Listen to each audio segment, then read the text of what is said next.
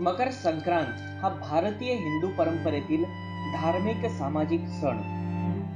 तिळगुळाच्या गोडव्यात आपण परस्परांना शुभेच्छा देत तिळगुळ घ्या गोड बोला असे म्हणून व्यक्त होत असतो.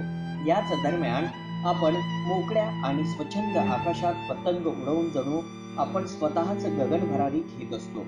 पण या आनंद पर्वात आपण इतरांच्या आनंदात विरजण घालून त्यांना दुःख देण्याचा प्रयत्न तर करीत नाही ना, याकडे बारकाईने नजर टाकणे आवश्यक आहे. अगदी काल परवाच पतंगाच्या मांज्यामुळे एका 22 वर्षीय तरुणाचा गळा चिरून मृत्यू झाला. अभिषेक शेंडे असे या तरुणाचे नाव. कोणाच्या तरी पतंग उडवण्याच्या आनंदात कोणाचा तरी मृत्यू झाला. त्याच्या मृत्यूने त्याच्या कुटुंबियांना अतीव दुःख झाले. ही बाब जेवढी वेदनादायी आहे तेवढीच या सणानिमित्त गंभीरही आहे. सदर घटनेनंतर आपण नागपूरकरांनी धडा घेतला पाहिजे, कारण ही बाब विचारणीय आहे. या घटनेनंतर संपूर्ण नागपुरात पडसाद उमटले असून अनेकांनी दुःखही व्यक्त केले आहे. तर अनेक सामाजिक संस्थांनी, राजकीय पक्षांनी कारवाईची मागणी केली आहे.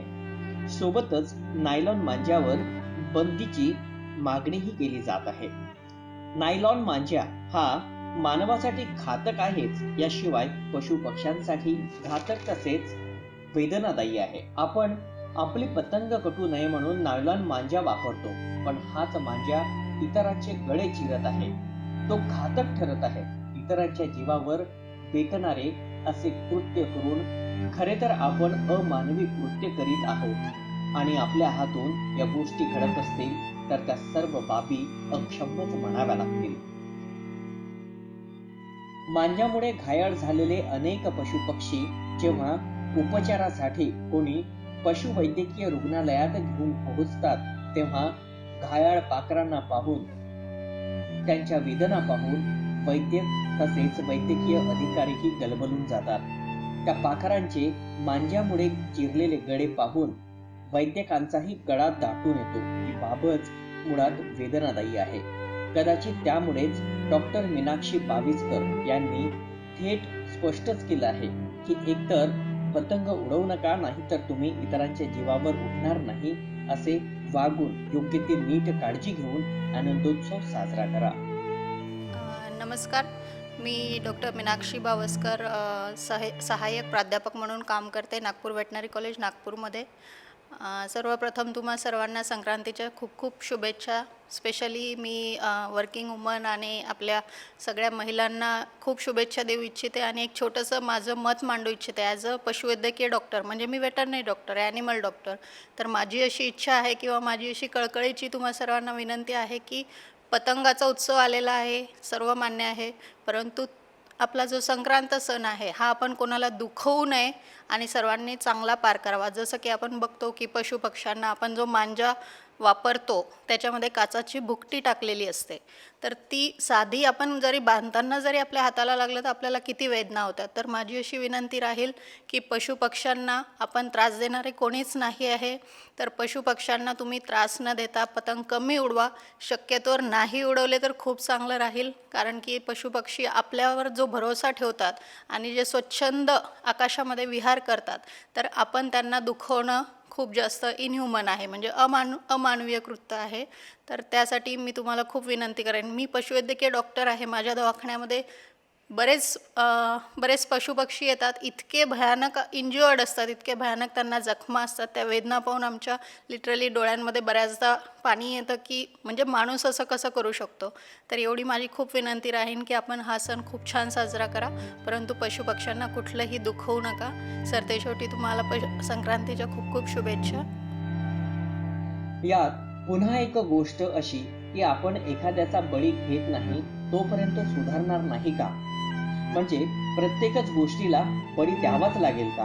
आपण कोणतीही गोष्ट विना अट विना शर्त पूर्ण करू शकत नाही का? करू शकतो ना. मग आपल्याला आजच सावरावे लागेल, कारण आपण आज सावरलो नाही तर आपण पशूंचे, पक्ष्यांचे, मानवांचे बळी घेत केवळ हुल्लडबाजी करीत राहणार असेल तर ही बाब दुःखदायी असून खऱ्या अर्थाने हा खड्डा आपण आपल्यासाठी खोदून ठेवण्याचे दुसरे तिसरे उदाहरण नाहीच.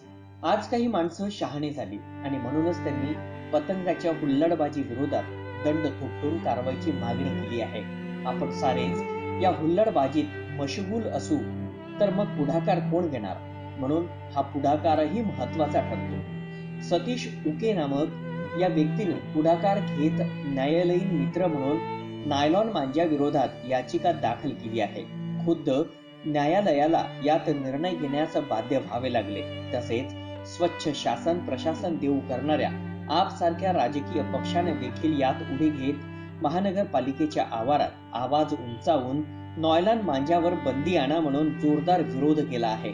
महापौर दयाशंकर तिवारी यांनी नॉयलॉन मांजा विरोधात कारवाईसाठी पथकं बनविली आहेत.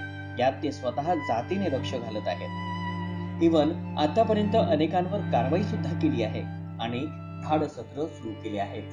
या कारवाईसाठी नियोजनबद्ध उपक्रम राबविले आहेत. महानगरपालिका में 7 तारीख को मैंने पद ग्रहण किया और 8 तारीख को ही मैंने आयुक्त महोदय को इस विषय का पत्र दिया. इस पत्र में नायलॉन मंजे पर कार्रवाई की बात तो की ही, साथ ही साथ मैंने और एक बात की कि हमारे जितने भी फ्लाईओवर है, इस फ्लाईओवर पर पैरेलल रोड के साथ में, पुलिया के साथ में तार लग जानी चाहिए, जिससे कम से कम गर्दन पर मांजा गिर के दुर्घटना ना हो करके.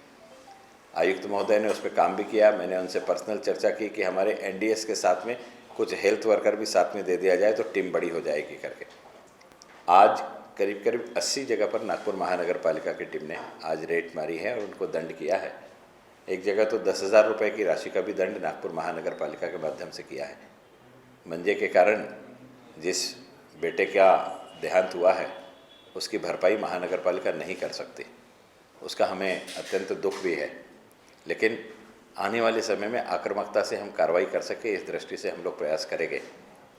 एक सूचना भी मैंने आज हमारे जो हेल्थ ऑफिसर है उनसे की कि आप कोशिश करके देखिए कि हमारे यहाँ ऑक्ट्राय डिपार्टमेंट में अगर किसी ने हमें ऑक्ट्राय चोर की जानकारी दी तो हमको जो 10 टाइम्स ऑक्ट्राय मिलता था उसका 10% हम लोग इन्फॉर्मर को देते थे.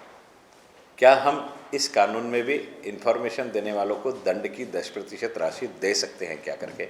अगर हो सकता है तो हमारे सूचना के केंद्र बिंदु बढ़ जाएंगे, हमारी आंखें बढ़ जाएगी और समाज से जब हमको सूचना मिलने लगेगी, कारण हमारा व्यक्ति जहाँ दुकान है वहाँ रेट मारने जाता और मंजा बेचने वाला इतना सज्जन तो नहीं है कि दुकान में रख करके बेचे. आज का ही एक मौका है, आप पार्टी का एक डेपुटेशन मेरे पास आया था, बहुत आक्रामक रूप में वो डेपुटेशन था. मैंने उनसे चर्चा करी. चर्चा करने के बाद में उनकी बातों को सुना. उसमें एक बिटिया थी. उस बिटिया ने मुझे कहा कि जूनी शुक्रवारी में पूरा का पूरा वातावरण नायलॉन मंजे से भरा पड़ा हुआ है, मैंने वहाँ जाकर के कार्रवाई करना चाहिए. अब एक बिटिया ने मुझसे कहा तो मैंने उसको शहर से स्वीकृति दी कि बेटा मैं तेरे साथ ही चलूँगा. मैंने उस बिटिया का फ़ोन नंबर लिया, उस जोन के नेहरू नगर जोन के मेरे एनडीएस के अधिकारी को बुलाया, मेरे ऑफिस में बैठा ला, उस बिटिया को फ़ोन किया और मैंने कहा कि बेटा चलो हम वहाँ कार्रवाई करने के लिए जाएंगे. उसको शाश्वती दी कि तुम गाड़ी में बैठी रहोगे, तुम्हारी जानकारी किसी को भी नहीं रहेगी करके. उस बिटिया ने वही प्रश्न किया कि अंकल वो दुकान में थोड़ी बेचते हैं, जहाँ दुकान लगी है दूसरी जगह से बेचते हैं, स्कूटर के अंदर रख करके बेचते हैं, कार की डिक्की में रख करके बेचते हैं. तो मैंने कहा बेटा वो जहाँ भी रखे होगे मैं तुम्हारे साथ चलता हूँ तो मुझे बताओ, मैं वहाँ रेट मारूंगा. तो उसने रिक्वेस्ट किया कि अंकल अपन अभी नहीं जाएंगे, आप मुझे आपके एनडीएस अधिकारी का नंबर दे दो, मुझे अगर दिखा तो मैं फ़ोटो निकाल के गाड़ी नंबर के साथ उसको सूचना दूँगी, उसको कार्रवाई के लिए कहना.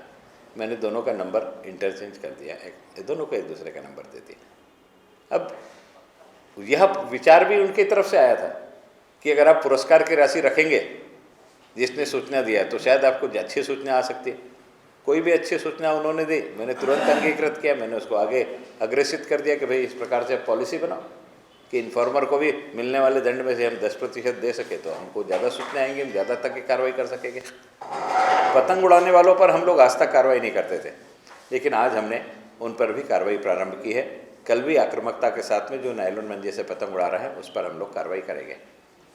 एक निवेदन अभी कुछ डॉक्टर्स लोगों की तरफ से आया था आज ही, वो बीजेपी की हमारी वैद्यकीय आघाड़ी है उसके तरफ से आया था. उन्होंने कहा था कि आप घोषणा कर दो कि कल घर की छत पर कोई भी पतंग नहीं उड़ा सकता. उनकी सूचना अच्छी है कि पतंग मैदान में ही उड़ाना चाहिए, लेकिन एक दिन पहले हम अगर ये घोषणा करेंगे तो समाज में एक पैनिक निर्माण होगा। हम सकारात्मक रूप से जनता के बीच में एक वातावरण निर्माण करके अगर इस दिशा से भी कुछ कदम हम उठा सकते हैं तो उस दिशा से भी आने वाले वर्ष में कदम उठाने के लिए हम लोग सकारात्मक रहेंगे। हवे तर सूचना म्हणा, हवे तर विनंती म्हणा, हवे तर तंबी म्हणा, आता हुल्लडबाजी चालणार नाही. अहो किती जणांचे आपण गळे चिरायचे, किती जणांना वेदना द्यायच्या. आता बाद झालं. संक्रांत हे आनंद पर्व आहे. या पर्वात दुःख आणि वेदना देऊन तिळगुळ घ्या, गोडगोड बोला असे म्हणताच येत नाही. आणि म्हणून एकतर नॉयलॉन मांजा हद्दपार करा, नाहीतर समूळ ही हुल्लडबाजीच बंद करा. आपण भारतीय माणसं जुगाड तंत्रावर काम करत असतो, बरेचदा त्यावर जगतो सुद्धा. मग आपण यात कसे मागे राहिलो? अनेक पर्याय असताना नॉयलॉन मांजाच का? चला आपण तंत्र बदलूया, पर्याय शोधूया, पशु पक्ष्यांचा, मानवाचा आणि इतरांचा जीव वाचवूया. चला आनंद साजरा करूया.